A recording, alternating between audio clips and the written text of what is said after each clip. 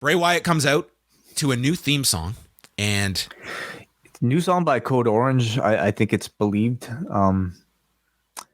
Yeah, I thought he was going to do the Jefferson Airplane thing, but I guess that was just for the teasers. They probably don't have to pay for it when it's broadcast on TV.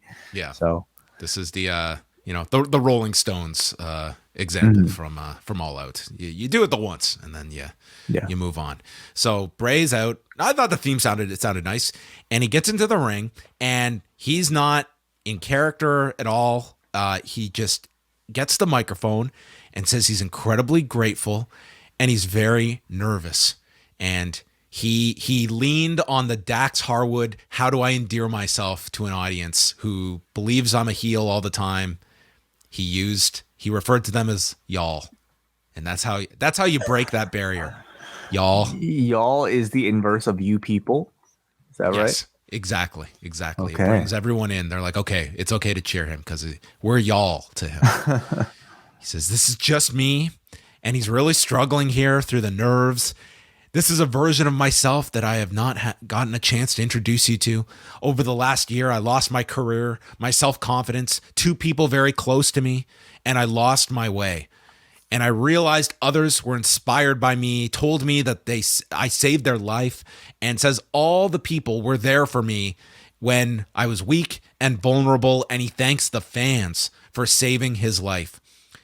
The lights go out, and the new mask, the new image that we saw as part of his reintroduction on Saturday appears on the screen with the distorted voice that says, "Come with me. Life is over.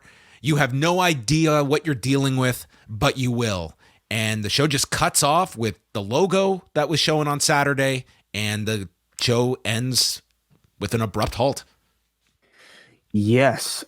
So unlike on Monday, we did see Bray Wyatt live in action, live in person here. So they did deliver on this one, and it was completely like unlike what I expected. Because coming off of Saturday, we saw a glimpse of Bray Wyatt in, I guess, what looked to be a hood, and I think the assumption that he was going to appear as his new character. Instead, he appeared as himself. Which I thought was a very smart way to do it. Very interesting. Very You knew interesting. the audience was going to treat him like a babyface tonight, a massive babyface, the Yeah. biggest star on the show. And coming out like this, I thought was, in some ways, I think like the only way to go with him. And if you were going to have him actually speak. Sure, absolutely. But now we know he is simply playing this version of the character because we're telling the story of this guy, Wyndham. Well, he's not calling himself Wyndham Rotunda. He's still Bray Wyatt, but it's Bray Wyatt, the normal person, somehow being possessed and now being corrupted by this new demonic, whatever. I thought it was Do a you view really this as like this inner demon of himself that he is fighting? Or is oh this like sure. a separate, like that's how I read I this? mean, that's what the Fiend was, right? Yeah. Like that's what all these other things were.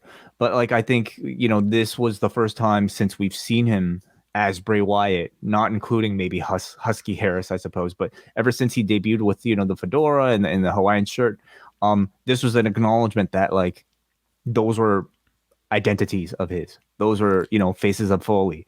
And this is Mick Foley. This is the person that's behind all of that. That was company IP. This is really me. Yeah, but like as a way of like playing this stripped down version of himself, I thought he was tremendous. I'm sure a lot of it came from the heart of what he said, but in terms of I think his demeanor of looking sad, like a sad puppy dog. Look at this man.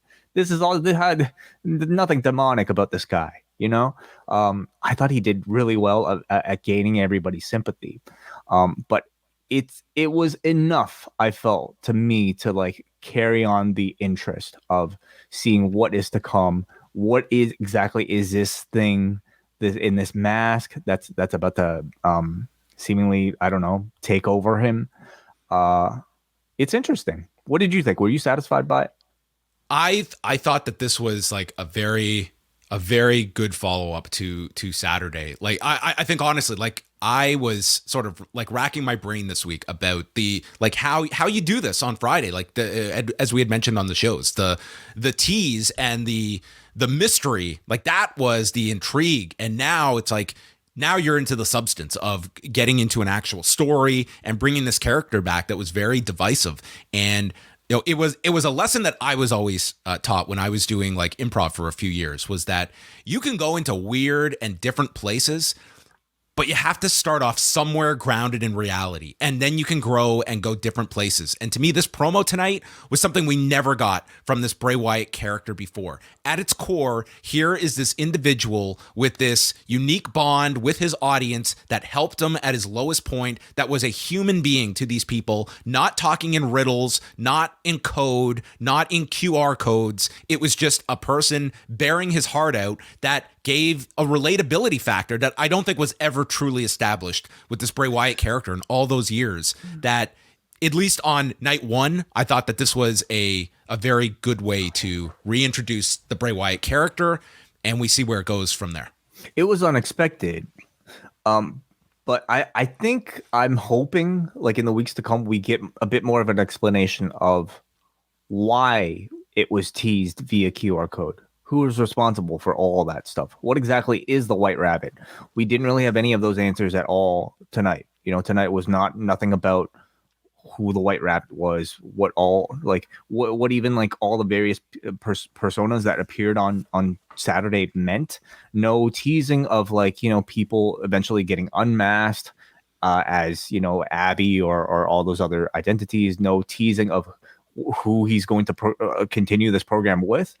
It seems like it's still very much like, this is Bray Wyatt against himself right now. That's the story. Which might not be the worst idea of keeping that's fine. This like its own thing on the show that is not necessarily like, I don't think this would have worked if he's, attacking Sheamus. Okay. Yeah. Like, I think what you just listed is weeks, if not months, of story that you could get out of this. Obviously, you have to move at a progressive clip. But I thought for just the follow-up from Saturday, I liked what they had here, because this is going to be a very, very difficult character to navigate and, tie into. And you will have to have those, programs with other people in time. But I think there's enough interest that you come out of this, of the follow-up, and ending it with a semi-cliffhanger at the end too. If they are going to essentially make this a feud between Bray Wyatt and himself, I will find it very interesting to see how they parlay that into actual matches with people on the roster. And I think there's a way of doing it. When you're playing like a video game, essentially, like you're telling your own story and you're struggling, you're going through season mode, essentially trying to better yourself. And the people that you face along the way just kind of happen to be obstacles that are kind of side quests to your story. I now understand the role of maximum male models. They have a place now. Oh, sure. Okay. Yeah. Like as cannon fodder to Bray Wyatt. Sure. Why not? But we're probably trying to think way too deep into this for something that was so brief in week one, but there's some interesting potential, and I'm certainly curious to see how they will circumvent some of the issues from the last run. Brandon from Oshawa, SmackDown was great up until the Bray segment. I'm not looking for a supernatural Bray, but this was not what I wanted to see from him. And then what was that ending? What are we supposed to read into that? Why did his own shit interrupt him and then just end the show? I thought someone else was going to be revealed to be behind it and end up attacking him, but the show just ended. It was very strange. Right. I think today was supposed to establish that Bray is a victim of his own mind, of his own creation, and yes, of course, there are sort of supernatural elements attached to it all. But I think tonight was supposed to have you be able to distinguish Bray Wyatt from the Fiend, Bray Wyatt from whatever this new guy is, Bray Wyatt, even maybe from Bray Wyatt, like the fedora wearing guy. We're supposed to see a stripped down version of him, so that we know what's to come is, somebody that's possessing him and far more nefarious. So whether or not it's successful, I mean, I have not seen much online reaction to it, but evidently it did not work for Brandon here.